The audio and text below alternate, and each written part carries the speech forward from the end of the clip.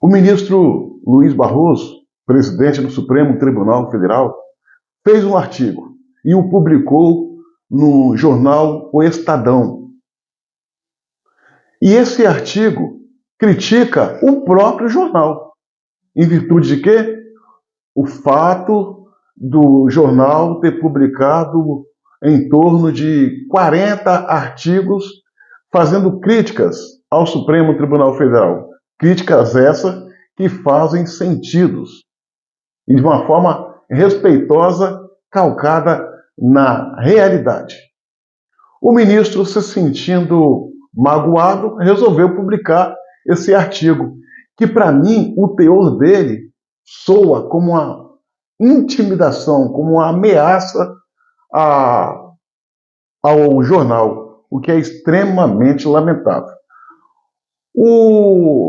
A Revista Oeste, no seu canal, fez uma matéria sensacional a respeito desses fatos, com comentários pertinentes. Assista, vale a pena ver e compartilhar ao máximo. O presidente do STF, Luiz Roberto Barroso, publicou um artigo no Estadão repudiando os mais de 40 editoriais produzidos pelo próprio jornal, tendo o STF ou o CNJ como objeto principal. Barroso disse, abre aspas, o fato revela a importância que o judiciário tem na vida brasileira e seu papel na preservação da estabilidade institucional. O Brasil é o país que ostenta o maior grau de judicialização do mundo, o que revela a confiança que a população tem na justiça.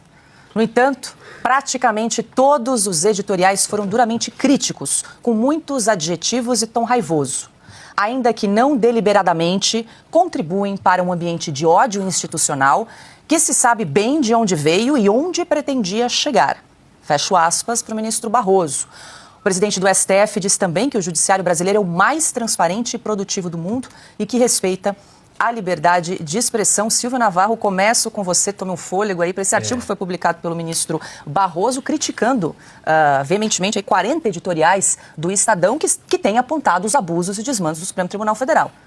Veja, ele contou, né? Começa por aí. Ele contou quantos editoriais e ficou magoado. O que mais me chamou a atenção nesse artigo, Paulo, é que tem um dado momento dele que o ministro Luiz Roberto Barroso fala assim, parafraseando Rosa Luxemburgo, liberdade de expressão é para quem pensa diferente. Bom, em primeiro lugar, o Supremo Tribunal Federal não tem que pensar nada. O Supremo Tribunal Federal é um guardião da Carta Magna, guardião da Constituição. Não é lugar para debate de ideias. Debate de ideias, e nós passamos aqui o ano de 2023, 2024 inteiros falando, debate de ideias acontece no parlamento. O ministro Luiz Roberto Barroso gosta tanto de argumentar, diz que está empurrando a história, é um iluministro, que ele poderia ter um lugar numa tribuna sim. Ele deveria se candidatar, convencer os seus eleitores. Eu imagino que ele tenha até algumas pessoas que o admirem no PT, na esquerda, para ter citado Rosa Luxemburgo, aliás, que era uma militante, uma filósofa. A nacionalidade dela é polonesa, não é, Cauti? Porque foi anexada, é o Império Russo. Ela é anterior a 1900, deve ser em torno de 1870, por aí. Bom, pois bem, ele deve ter alguns votos ali. Vá ser deputado, o ministro Luiz Roberto Barroso, antecipe a sua aposentadoria. Tente uma candidatura à Câmara ou ao Senado, se achar que tem bastante eleitorado. Vá lá debater ideias. Não é no Supremo para debater ideias. O Supremo Tribunal Federal é a última corte recursal do país. É a guardiã da Constituição e ponto. Fora tudo que acontece de errado ali. Então, não tem lugar para pensar diferente. Número 2, um ministro do Supremo Tribunal Federal, presidente de corte, escrever um artigo para criticar um jornal, para dizer que um jornal está sendo duro e com um discurso de ódio contra o Supremo Tribunal Federal. Onde é que eles estão? Que lugar, que bolha é essa? Deles acreditarem que aquilo que a turma deles, aquilo que a tribo deles, que os amigos deles pensam, é uma verdade absoluta. Onde é que esse pessoal está? O Piotr, o que te chamou a atenção aí nesse artigo do Barroso, quando ele diz que o país é o que ostenta o maior grau de judicialização do mundo, como se isso fosse um ativo, como se isso fosse bom, e como se revelasse uma grande insegurança jurídica? Paula, quando você mencionou isso, ele colocou isso como de forma positiva. É surpreendente, ministro. O fato de estar se judicializando tudo, de tudo chegar no Supremo, é uma disfuncionalidade do Poder Judiciário brasileiro. Aliás, o Supremo abriu, tem tentáculos para tudo quanto é lado. O senhor acha isso realmente bom? Pense o senhor como advogado. O senhor acha que tudo deveria parar no Supremo? Quer dizer que todas as instâncias inferiores do Brasil, e isso é só uma maneira de se expressar, não são inferiores em competência jurídica, mas não necessariamente em competência de entendimento do direito. Ou seja, decisões tomadas, por exemplo, na primeira instância e depois com o direito a recorrer a uma segunda instância, que vão parar por um colegiado na segunda instância. Aí, no mínimo, 3 juízes decidem sobre aquela questão na Justiça Estadual. Ainda assim, pode-se recorrer a Brasília, pode-se recorrer ao Supremo Tribunal Federal, porque o STJ não é o limite. O Supremo é o limite. E nem sempre, porque há mais de 30 maneiras de você recorrer ao Supremo Tribunal Federal. E se nenhuma dessas petições sugerir, tem um negócio chamado petição inominada. Ou seja, aí cabe qualquer coisa.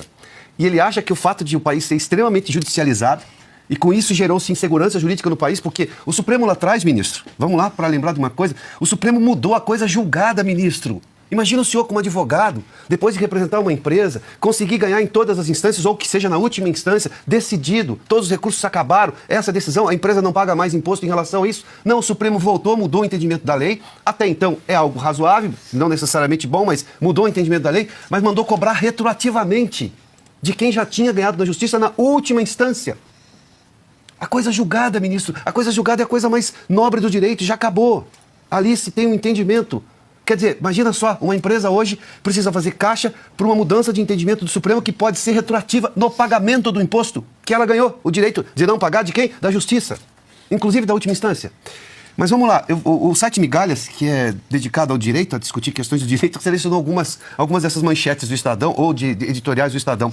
Um deles chama assim, lei não se negocia, cumpre-se. Ué, onde é que isso pode ser ofensivo? E diz aqui, em vez de simplesmente fazer o controle de constitucionalidade da lei do marco temporal, o STF prefere abrir um processo de, abre aspas, conciliação, fecha aspas, tarefa eminentemente política. O Estadão errou nisso? Vamos lá. Supremo à la carte é outro título, que provavelmente deve ter incomodado o ministro Barroso. Revisão sobre o foro especial em intervalo tão curto só reforça a percepção de que a Corte não apenas é suscetível às mudanças de vento na política, como é casuística, o que é ainda pior. Onde é que está errado o Estadão? Vamos lá. Toffoli está zangado com o jornalismo. O ministro do STF considera, abre aspas, inadequadas, incorretas e injustas, fecha aspas, as reportagens sobre as viagens dele e de alguns de seus colegas bancadas por empresas com interesse em decisões do tribunal. Nossa, conflito de interesse é um problema agora, o jornal denunciou. Ainda bem que denunciou. A gente faz isso com muita frequência aqui, mas vamos lá. Aí depois tem lá o incrível caso do sem-teto golpista. Essa daqui, ministro, era para o STF pedir desculpas ao país. Morador de rua preso por quase um ano, acusado de participar do 8 de janeiro, deve ser absolvido por falta de provas. Num caso exemplar dos abusos em nome da defesa da democracia. Coisas que a revista Oeste denunciou desde o primeiro momento. Aqui o Supremo não pediu desculpas ao Brasil ainda. Não só a este cidadão. Precisa pedir desculpas ao Brasil, porque é um Supremo que coloca preso um morador de rua. Vamos lá, por fim. A rainha de copas do Supremo Tribunal Federal. Ao mandar investigar Elon Musk, que após ter sido alvo de suas críticas, o ministro Alexandre de Moraes reforça o caráter arbitrário dos inquéritos sobre fake news e milícias digitais. Onde é que está errado aqui? E outra, se tiver errado é uma crítica e a liberdade de imprensa garante isso. A liberdade de expressão. Pode citar a Rosa de Luxemburgo de novo. STF não é bedel do jornalismo profissional. Ao lidar com o caso do mau jornalismo praticado por um jornal de Pernambuco, a Corte não deveria ter fixado tese de repercussão geral. Tendo feito isso, que ao menos seja mais objetivo, ou seja, não foi claro, que depois voltou atrás, mas não vai valer para todo mundo, quem sabe, se o entrevistado falar, eu não posso culpar. Quer dizer, nem isso o Supremo se entende. Agora sim, por fim, desculpa, juiz sem juízo. Ao fazer comentários sobre a confissão de culpa de Bolsonaro, Gilmar antecipa eventual voto sobre o ex-presidente e mostra como estão arraigados alguns maus hábitos de ministros do STF. Ministro, o jornal está criticando um juiz que antecipa julgamento por entrevista. Ué, mas o juiz não se manifesta nos autos? Quer dizer, gera uma antecipação de voto. Onde é que está o erro disso? Essas são algumas aqui, dessas, não capas, né, de títulos de reportagens ou editoriais do Estadão, que provavelmente devem ter incomodado o ministro Barroso. Não consigo ver problemas nessas coisas. Em que houvesse problemas, ainda assim, é da liberdade jornalística o jornal se manifestar. Aliás, eu acho que o Estadão deve estar comemorando essas reclamações do Barroso, porque o jornal está recuperando credibilidade aqui. Vou repetir. A fala do ministro Barroso soa como uma ameaça, soa como uma tentativa de intimidar e calar, mostrando que o jornal está certo em criticar a instituição a qual ele preside, STF. Vale lembrar, senhoras e senhores, que a última pesquisa de opinião feita quanto ao Supremo Tribunal Federal deu um número preocupante. A aprovação da Corte perante os brasileiros, de acordo com a pesquisa, caiu de 31% para 12%. Se o Supremo Tribunal Federal fosse uma empresa privada, já teria decretado falência, baixado as portas ou, no mínimo, feito uma operação para tentar salvar a sua imagem, mudando de nome a razão social. Como é um órgão público e eles entendem que não deve satisfação a nada e a ninguém, eles continuam não fazendo uma alta análise, mas sim dobrando a aposta. Uma das coisas que nos leva a mudar o erro que a gente comete é reconhecer que o erro existe. Esse é o primeiro passo. Pelo jeito, o Supremo Tribunal Federal, na pessoa do seu presidente, ministro Barroso, não reconhece que está no caminho errado. Assim, admite de uma forma até inconsciente que pretende seguir esse caminho com os arroubos autoritários e os atropelos às regras democráticas. Lamento muito, mas se continuar assim, a próxima pesquisa vai trazer um número mais assustador no tocante à reprovação.